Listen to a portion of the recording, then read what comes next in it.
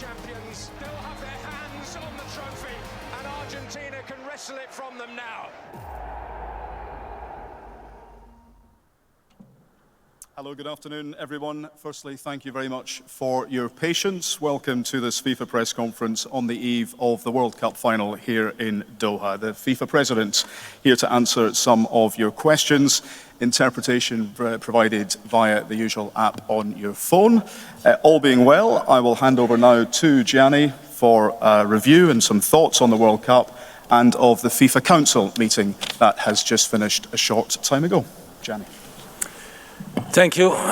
Thank you very much, Brian. Hello, everyone. Welcome to this press conference. Sorry for being a little bit late due to, of course, council meeting and obviously always, you know, when it starts, you never know when it ends. But it's great that you are all here.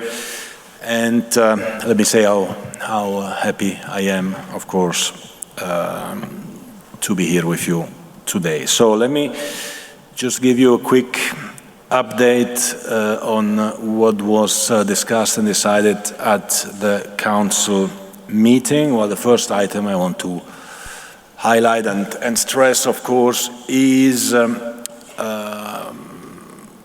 praise for the unanimous praise of the FIFA Council for this World Cup, for the unique cohesive power that this World Cup has shown. The thanks to everyone who was involved, to, of course, Qatar, all the volunteers, workforce, all of you, everyone who has contributed to make this World Cup the best World Cup ever. Let me just give you just a couple of figures regarding this World Cup. You will receive, of course, all of that, but I think it's important. We had already a cumulative audience of 3.27 million spectators. It was 3.03 for 2018 for all the matches. There are still 2 matches to go, as you know, of course. The average is 52,760. It was a bit more than 47,000 in 2018. Highest attendance, Lusail, 88,966 for Argentina, Mexico. 1.7 million people attended the FIFA Fan Festival, almost 80,000 per day. And we played 62 matches so far without incidents, basically, in a very, very joyful atmosphere. And I think this is what we need to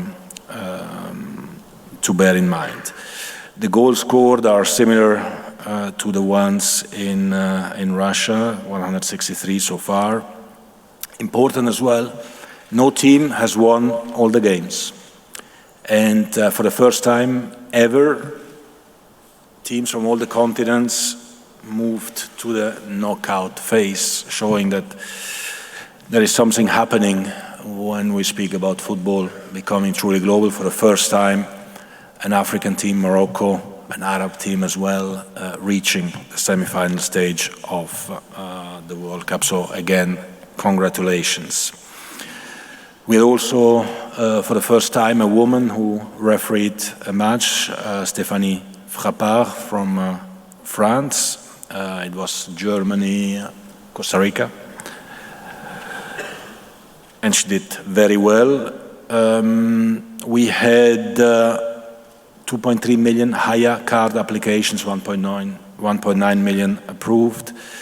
And the top 5 visiting countries were Saudi Arabia, India, United States of America, United Kingdom, and Mexico. So, international atmosphere, joyful atmosphere, football uniting the world, people coming together and wanting to enjoy a little bit their time, maybe forgetting also some of their issues and having pleasure. We will issue as well after the final, of course, the viewing figures and the audience figures, but it has been, as you know, of course, an incredible success. We are approaching the 5 billion mark in terms of viewing figures.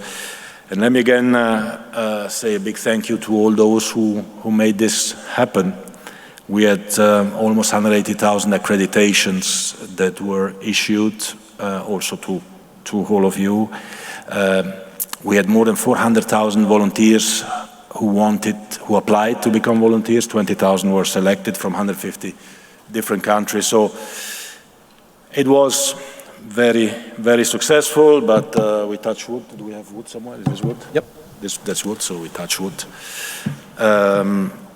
2 matches to go, so I say to everyone who is praising or receiving praises, well, focus until the end, and then we will, of course, hopefully confirm these feelings that we have now, which are more than feelings, obviously. When it comes to the Council meeting, coming back to that, we could confirm, of course, the revenues of this 4-year cycle, which was at 7.5 billion, so 1 billion more than what was budgeted 4 years ago. You know, we have these 4-year cycles. 1 billion more revenues in a period which was hit by a pandemic, by COVID. I think this is quite remarkable. So again, congratulations to all those who were making this happen. And looking forward ahead, the FIFA Council approved the budget for the next 4-year cycle, which will foresee a revenue of 11 billion.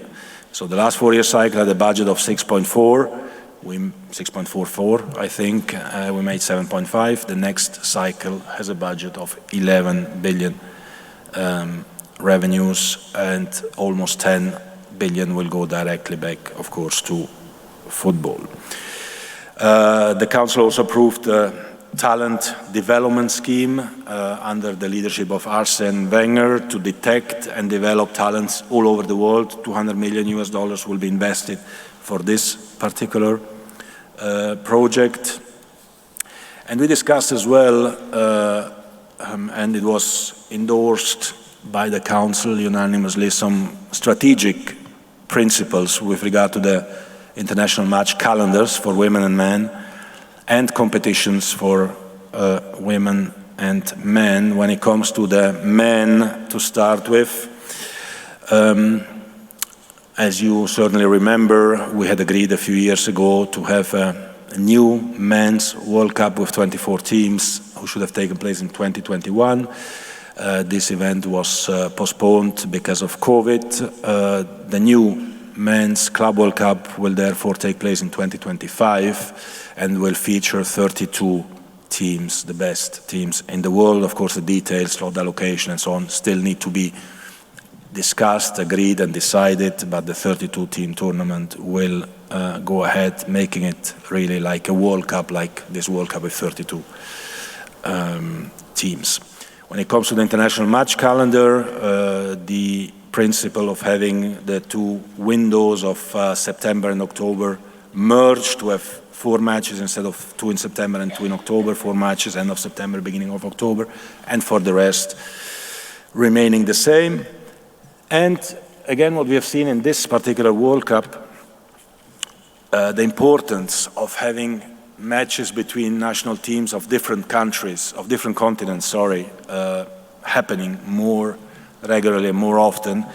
And the idea there, and the principle that was agreed, again, details to be elaborated, is to use the March windows, the 10 days in March, in the even years, so the World Cup years and the Copa America or Euro years, to organize friendly tournaments between 4 teams of 4 different confederations, so that everyone can gain this experience in playing with each other under, of course, the umbrella of FIFA, so FIFA World Series type of events, to allow more matches between teams of different confederations.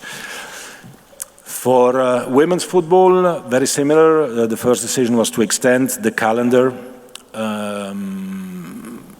until 25 to give us more time to study the new calendar, but also to create a new Women's Club World Cup, details again to be elaborated, and also a new FIFA Futsal Women's World Cup every 4 years as well, but with details to be elaborated. Also again, for your information, the decision on the hosts of the Men's World Cup 2030 and of the Women's World Cup 2027 will take place in 2024. The Women's World Cup 2031 will be decided in 2025, so we have the same 6-year preparation span as for the Men's World Cup, so we are running after in order to really align men and women competition and World Cups. What we would like as well is to see if the Women's Olympic Tournament can have 16 teams as the men's Olympic tournament, because today the men's has 16 and the women's has 12. We feel that women should have 16 teams as well, so we will of course engage in discussion and see what is possible. We also decided again, in the purpose of making football truly global, to increase the number of participating teams in the youth tournaments and making the under-17 tournaments for boys and for girls annual instead of having them every 2 years. This will start in 2024. Very important element, I don't want to forget that, is when it comes to the international match calendar, we have to take really into consideration the health and the well-being of players. Hence, as well, the 4 games window rather than two games window in September or October, to have 1 intercontinental travel less for the players. But more generally, we need to ensure that there is a rest period for players, a holiday period, that there are 72 hours at least between 2 games. Ideally, that there is 1 rest day every week. Of course, we need to be pragmatic on these topics, but as principles, and then we need to see how they can be enforced, because it's important that the players are at their best. So we'll now consult on all of these topics and then elaborate all the details, but the principles were approved and endorsed by the Council. We took then some other decisions. Morocco will host the Club World Cup, the 22 Club World Cup, which will take place from the 1st to the 11th of February 23. When it comes to beach soccer, World Cup in 23 will be hosted by the UAE, and in 25 by the Seychelles. We then approved a whole series of regulations. We approved, for example, the new FIFA football agents regulations, which is a very important step after a few years of consultation and discussion in order to bring more transparency, professionality in the transfer system. The players' agents regulations, or the agents, football agents regulations, are a crucial part.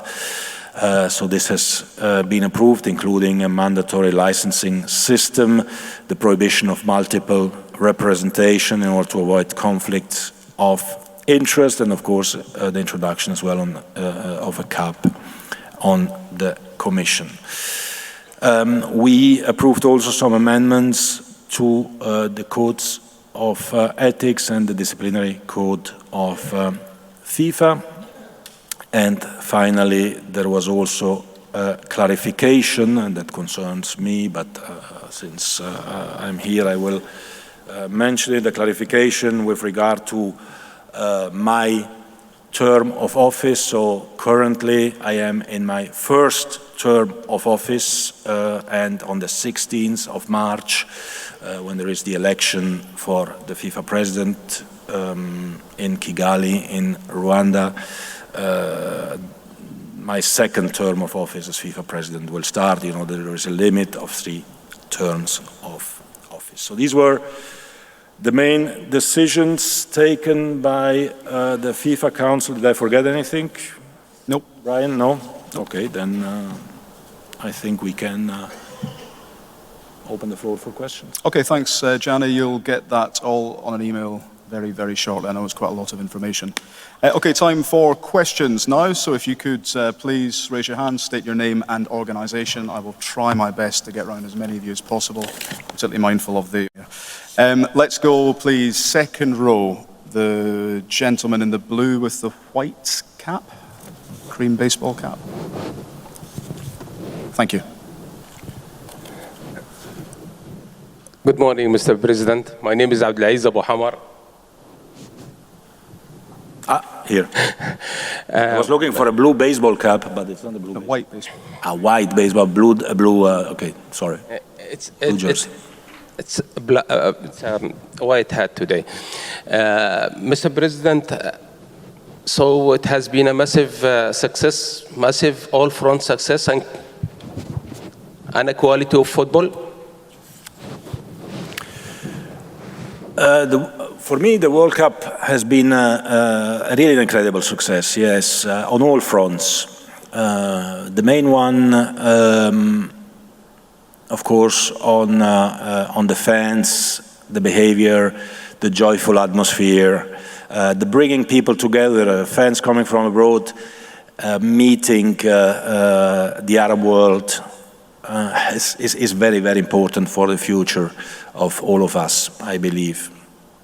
But also when it comes to the matches, I mean, we have seen some incredibly competitive games. We have seen some surprises, maybe, some great goals. The fact of playing in November, December, as opposed to the end of the season for many players, the end of exhausting season, has certainly an impact. I mean, for many of these players, it is the first title of the season that is played in this World Cup, and we've seen it on the quality of the games. Let me add as well, in this respect, that I mentioned about the refereeing and the effective time played as well, because you've seen some additional time, maybe unusually long additional time, but this has been a concern that was raised by the IFAB earlier this year. And, you know, we play 90 minutes, but there are a lot of interruptions. So at the end of the day, there was on average 10 minutes, a little bit of more than 10 minutes and 11 seconds played on average as additional time every match, bringing the duration of a match to 59 minutes and 51 seconds on average, so around 60 minutes of effective play, which I think is definitely something very positive, because everyone enjoys. People enjoy. We have great games. We had some incredible actions also at the end of the games, and I think this was very important. This was also, let me add, a very fair World Cup on the pitch. No simulations, not so many yellow and red cards, actually a little bit less than in Russia so far. But this shows as well, and the compliment there goes to the players and the coaches who managed to maintain their calm. Okay, thanks. And to the referees as well, obviously. Thank you for your question. I was just going to go up near the back. Just on the point of referees, we will be publishing some of the data after this, just so that you've got them all to reports. Actually, we'll go down to the front first. So we'll go over to Gabriel. Far right, please. Thank you, Brian. Gabriel Marcotti from ESPN. Mr. Presidente. Buongiorno. Buongiorno.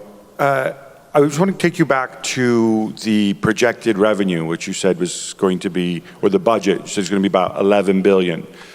So that's a 50% uplift compared to the current cycle. Yeah.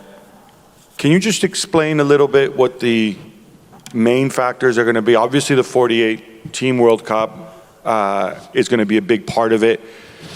Is that alone? What else do you see driving it? Are you that bullish about the potential commercial revenues and broadcast revenues? Can you just explain how you get to that number? Well, let me say we are bullish about the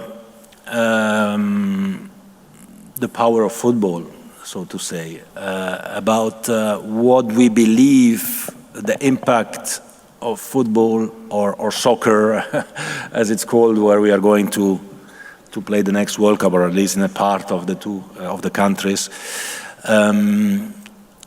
We are more than bullish. I think we are, convinced that the impact of the game will be massive. It has been massive here. It will be incredible in North America. 3 huge countries, Mexico, United States, Canada, organizing the event. 48 teams, 50% more, so from 32 to 48. More games. Revenues will go up in terms of broadcasting, in terms of sponsorship, and in terms of ticketing and hospitality. Let's not forget that we will play in huge stadiums in North America, stadiums which are normally used for American football. So 80, 90,000, 70,000 is almost the smallest capacity, but then with a lot of attractions for fans. So we are expecting 5 million, 5.5 million fans traveling specifically for these events.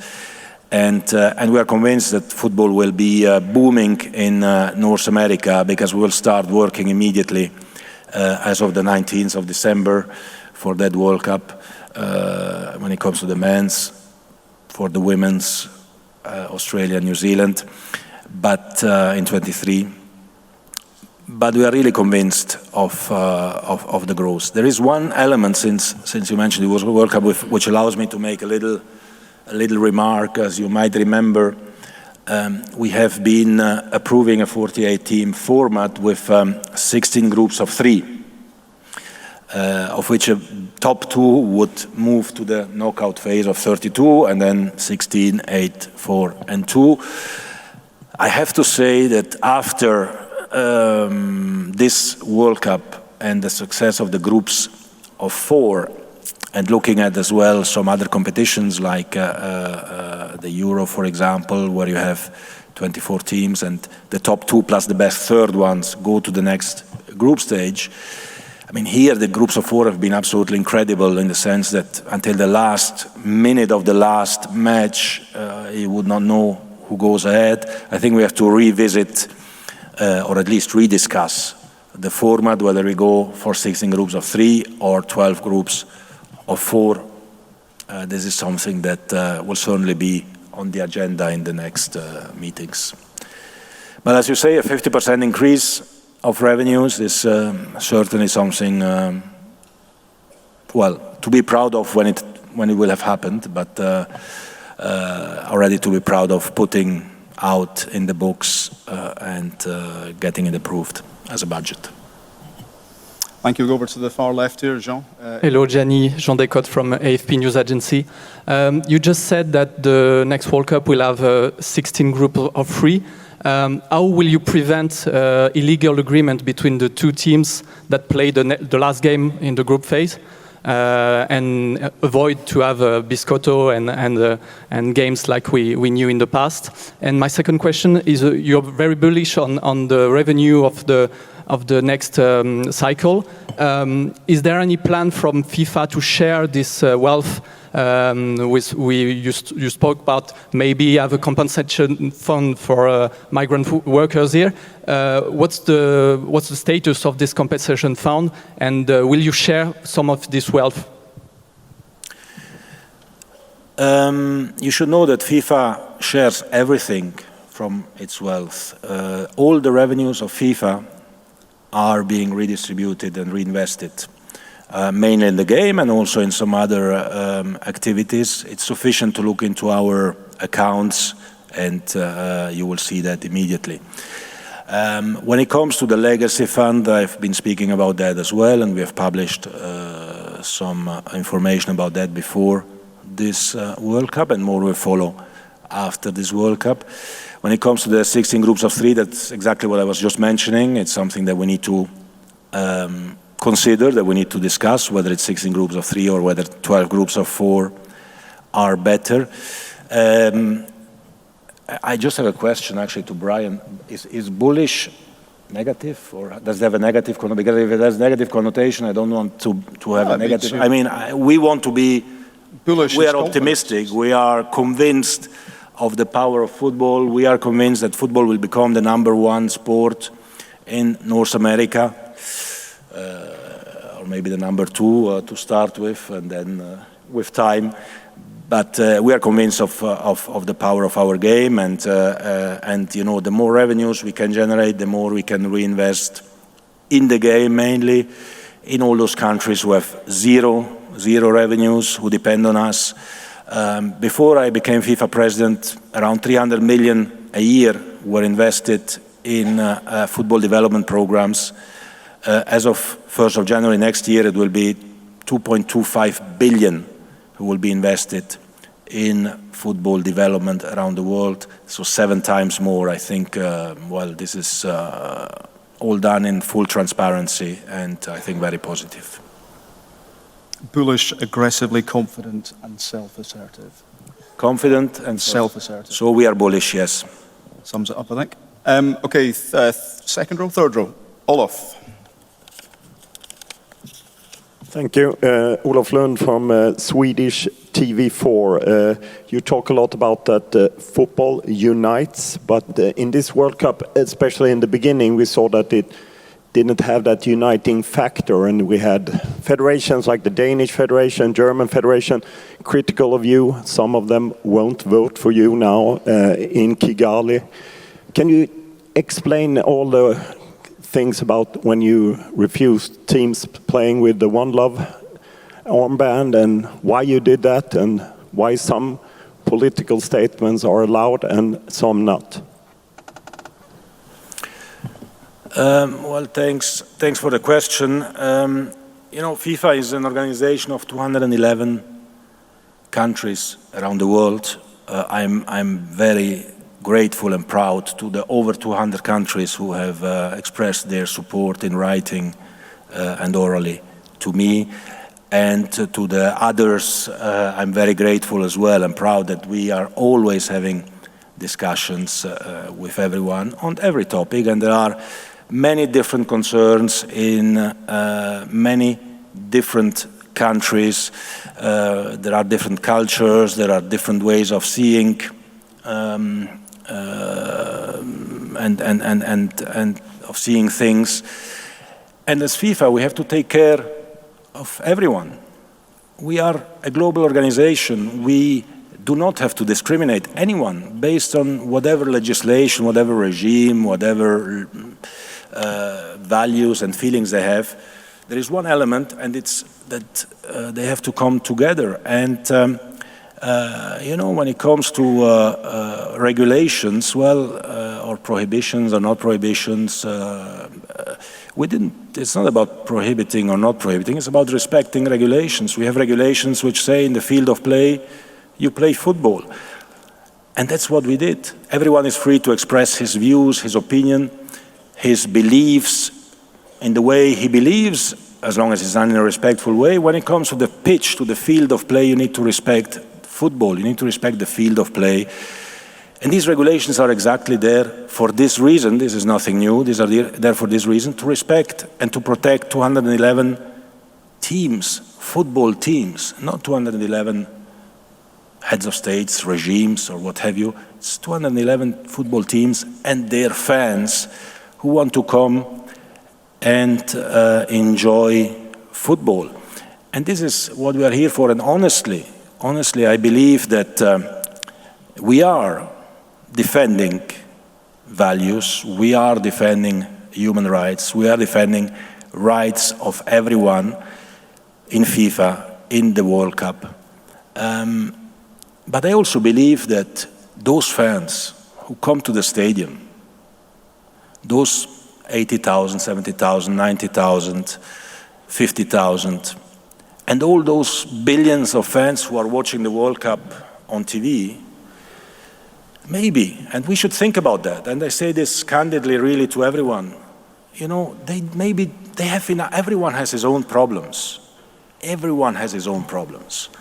They just want to spend 90 minutes or now 100 minutes or 105 minutes or whatever, or 120 minutes plus penalties, without having to think about anything else than just enjoying a little moment of pleasure and of joy, or at least of emotion, because if you lose, you are not so happy, but of emotion. That's what we have to do. We have to give to all these people a moment of time in their life where they can forget about their own problems and enjoy football. And after, all the time, between competitions, during competitions, outside of the match and the field of play, well, everyone can express his views and opinions the way he wants. But let's give this moment of joy to those who want to enjoy the game.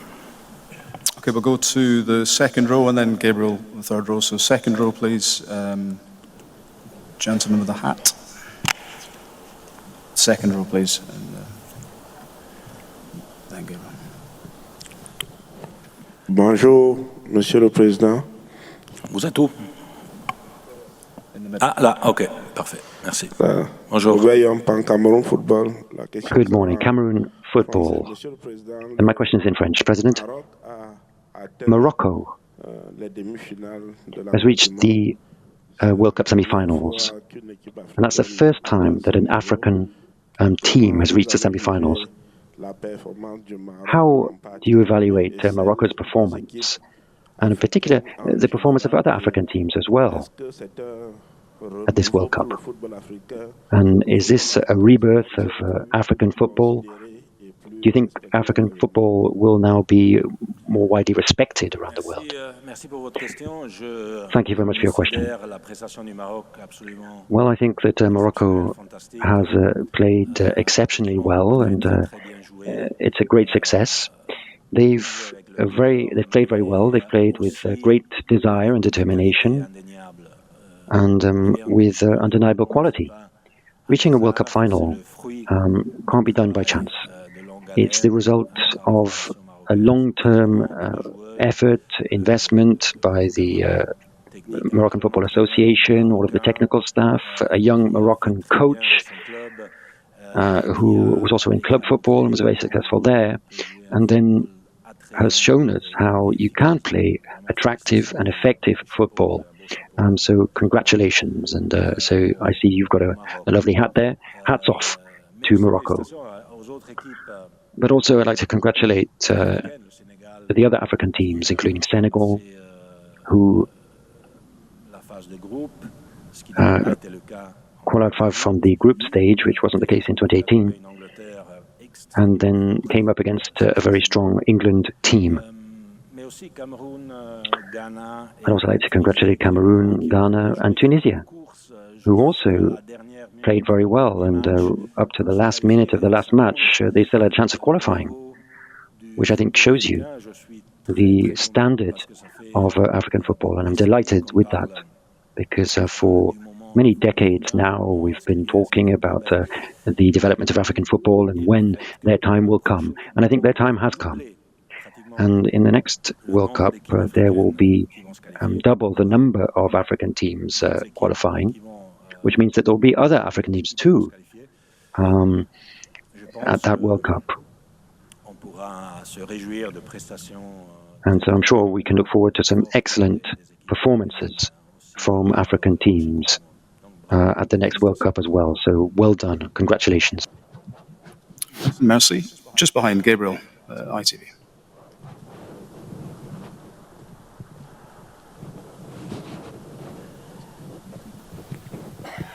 Thank you. Thank you, Mr. President. Gabriel Clark, ITV. The Qatar World Cup organisers said that this tournament would leave a transformative legacy how do you judge this World Cup, and what will be the single most transformative legacy of this World Cup?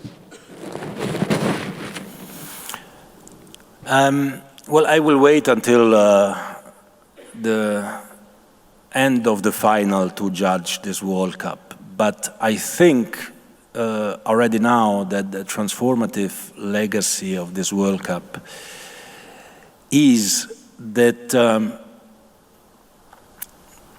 many people from around the world have come to Qatar and have discovered the Arab world which they didn't know, or they knew only for what was portrayed to them. And at the same time, the Qataris, or even the Saudis or the Emiratis, who also welcomed many fans from around the world, have prepared themselves to welcoming the world, have opened their houses, their doors, their country to welcome people, to welcome everyone from everywhere. And the main legacy is that those who came and those who were here to welcome them have actually discovered that what is said or what is thought or what is believed is not true. That you can spend time together and just enjoy and just have a good time and just know each other better. And these people, when they go back home, they will speak about their experience. The people who stay here, they will speak about their experience, and they will open up more to the others. And I think this is really an important non-football legacy which this particular World Cup has brought. One of our main concerns before the beginning of the World Cup was, of course, linked with safety and security, right? You have 32 countries, you have fans of 32 countries and others, all at the same time in the same place. In a normal World Cup, you have fans of 2 countries in one place at one time. So you can manage that from a crowd management and security point of view. So we didn't know before this event how people would react, how the fans would react. Would they start, finding each other and fighting with each other, or not? And we have seen that actually, human beings are fundamentally positive and not fundamentally negative, are fundamentally good and not fundamentally bad, because people just come together, and the more international, the better, because they come together to pursue their passion, which is football, to have good time. And we had no single incident. I mean, this is quite unique. But again, let's wait until the end of the World Cup. Let's remain focused, and let's hope it will end as it was.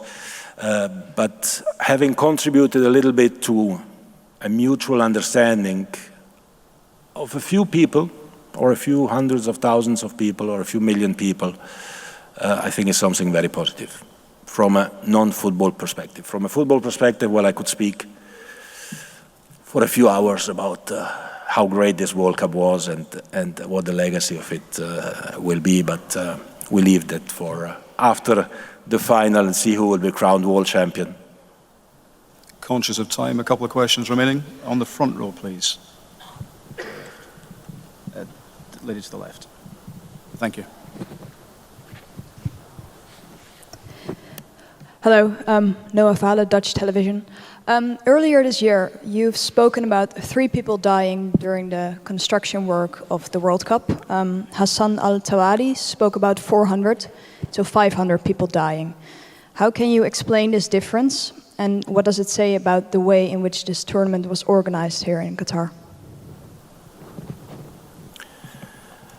Well, I think that every person dying is one person too many. It's a tragedy. It's a tragedy for the family.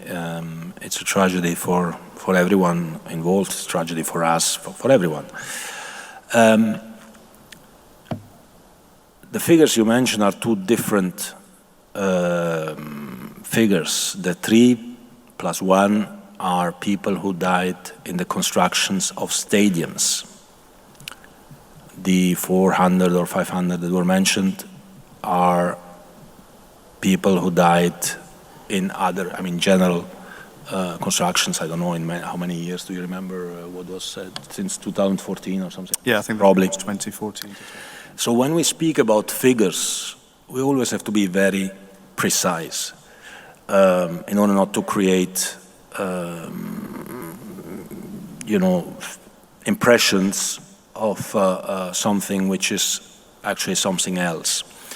So we have to be very precise about the figures, and we have to be attentive to how we portray that. As I said, for me and for us, every loss of life is a tragedy, and whatever we could do in order to change the legislation to protect the health of the workers, to protect the situation of the workers, we did it, and it happened. Whatever we can still do for the future, we are doing it. We continue to work on that. We have had several discussions, and we are we are very close to agreeing. This will happen in January, certainly, a memorandum of understanding with the International Labour Organization, because we want to bring this experience into the future and make sure that we can help. We can leverage the World Cup and the spotlights which are on the World Cup and on football more generally to make lives of people and their family a bit better. Okay, next question will go up at the back, please, in the blue T-shirt and glasses. Adrien. Bonjour, Monsieur Infantino. Vincent Romain, Journal Sud-Ouest. Good morning, Vincent Romain, Journal Sud-Ouest in Bordeaux, France. And I have a question in France. I'd like to come back to what you announced. Where are you? Can I see you? Just on the top, on the first balcony. You spoke about the Club World Cup 2025, and I wanted to know if you could say anything else about how you're going to integrate that competition into the match calendar, given that a few days ago the British press said that the European Club Association was opposed to that plan. Can you explain how that will fit in to the international match calendar and how long it might last and when it might take place and in which country or which city? Thank you. I don't know what the British press says or doesn't say, but I know what we've decided, and that is that it will be a Club World Cup with 32 teams to be played every 4 years. And the first edition will take place in 2025, in the summer of 2025. And during that slot, where in past years there was the Confederations Cup, and it will be slightly longer because obviously there are 32 teams, so it will have to last a bit longer, but they will be the best teams in the world who will be invited to participate. But all of the details will be developed in due course, and we'll decide where it will take place as well over the next few weeks or months in consultation with all of the stakeholders. And the FIFA Council has taken the decision now as a matter of principle to hold that Club World Cup. But don't forget that we were the only football organization in the world, I think, at any rate at international level, not to have organized the competition during the pandemic. Everyone else postponed their competitions, but then shortened them or played them, and we had a Club World Cup planned in 2020 with 24 teams. That was cancelled. It wasn't replaced or postponed. And we did that because we wanted to allow for the Copa America and the Euros, and we wanted to protect the health and well-being of players and not overburden the calendar. And that brings me to another issue, and allows me to underscore that when you talk about the product for the next 4 years, this new Club World Cup is not included in that 11 billion forecast. That forecast is without taking into account this Club World Cup. So I think actually we're going to have an even greater sum that we'll be able to invest in world football over the next 4 years. Here, Fernando.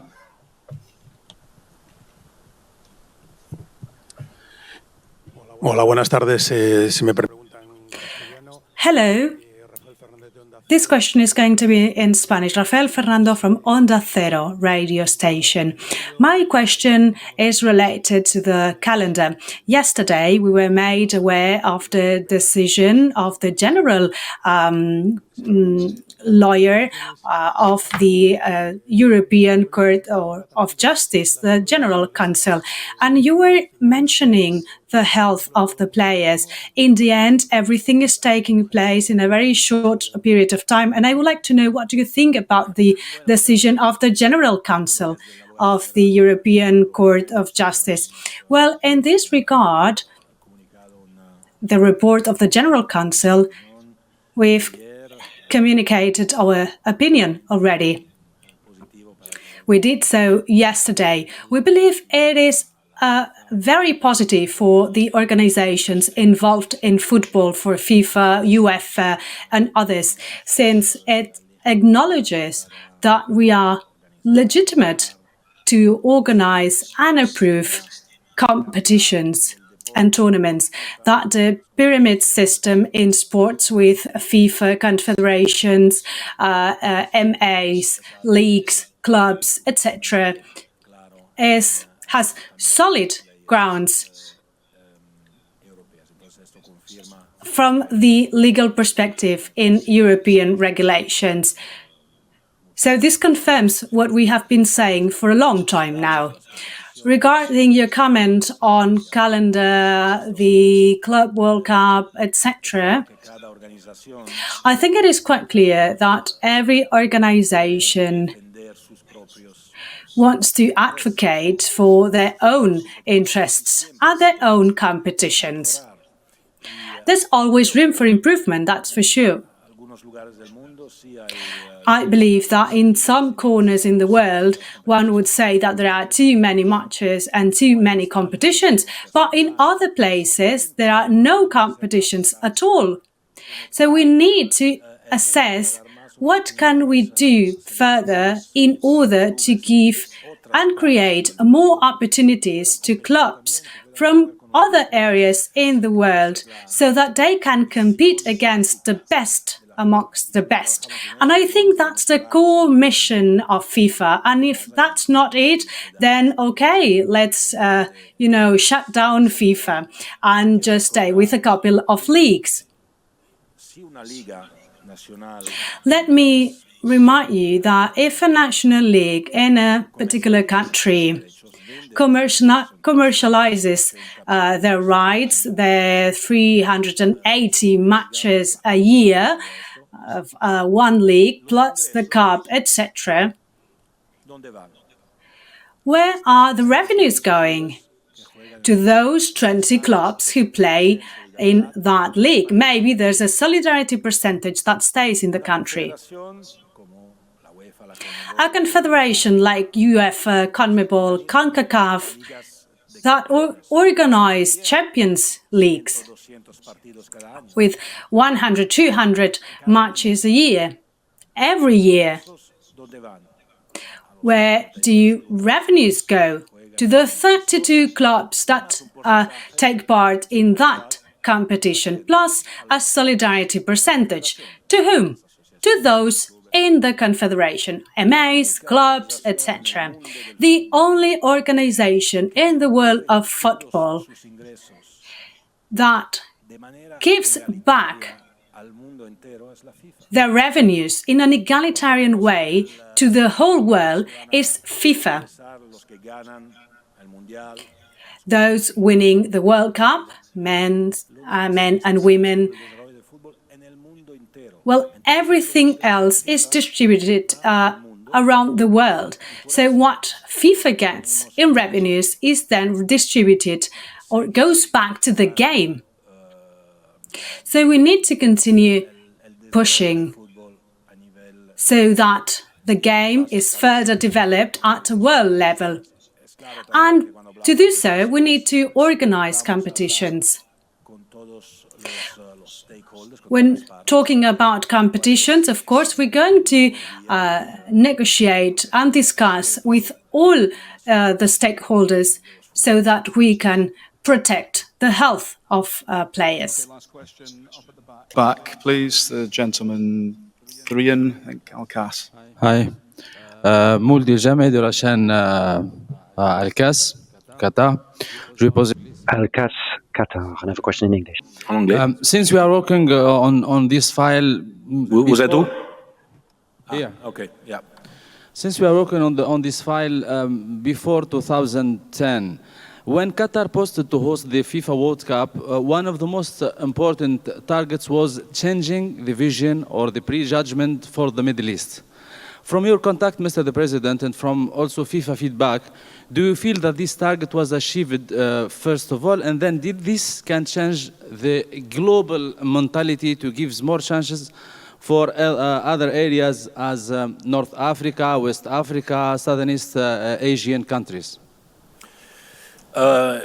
Definitely, yes. But you should ask really the people more generally also who came here from South America, from North America, from Europe, from Asia. I think that what has been achieved here in the Middle East by welcoming the world has been quite unique. There is no other event which welcomes so many people, and everyone who's coming here goes home with a nice memory, and I'm sure they will come back because they have discovered new people. And I think this is definitely something that only the World Cup can do in such a massive way. And for this reason, indeed, it has to be an ambition and a mission as well of FIFA to organize its events in new countries. Not speaking only about the Men's World Cup, also the Women's World Cup. I mean, we're going to the Southern Hemisphere with Australia and New Zealand, but also youth competitions. We went to India and Costa Rica for the girls under 17 and under 20. Of course, there are not masses of tourists or of fans who are going to a youth competition, but there are the players and there are the environments and there are a few people going. And they learn new countries, they meet new countries. For the boys, we'll go to Indonesia and to Peru next year. So we have always to think about new places around the world. You mentioned Southeast Asia, very important, 10 countries, 650 million people passionate about football, and they never see big players, big clubs, big national teams, except on TV. Right? I think it is our duty as well to see how we can, make football even more global. And if there is one thing that this World Cup has shown us, it is exactly this, that when people come together around football, well, the atmosphere is extremely joyful and positive. Thanks very much indeed, everyone. Any inquiries now to media@fifa.org. I know we've been responding to well over 800 emails in this tournament. We've been doing our best to engage on the phone, WhatsApps. You've all got different numbers for us, so please don't be shy in continuing to contact us for the remainder of this tournament. Thanks all for your time, for your patience. All the best in the coming weeks and in the new year. Thanks, everyone.